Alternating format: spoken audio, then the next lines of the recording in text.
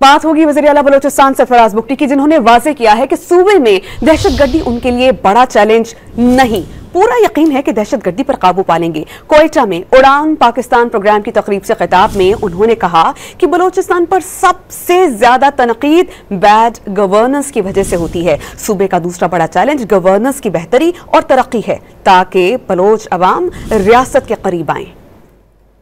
बलूचिस्तान पर जो सबसे बड़ी तनकीद होती है वो बैड गवर्नेंस की होती है, और मैं समझता हूँ कि जहाँ चैलेंज है वो सबसे बड़ा चैलेंज जो टेररिज्म का है, मैं ऑनेस्टली आपको बताऊं कि मैं उसको बड़ा चैलेंज नहीं समझता, because we have seen them कि वो एक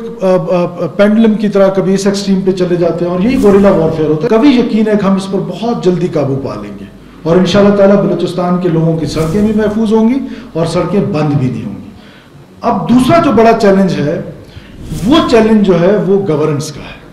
वो डेवलपमेंट का है, वो उस यूथ को इंटीग्रेट करने का है जो हुकूमतों की गलतियों की वजह से डिसइंटीग्रेट है टुवर्ड्स स्टेट।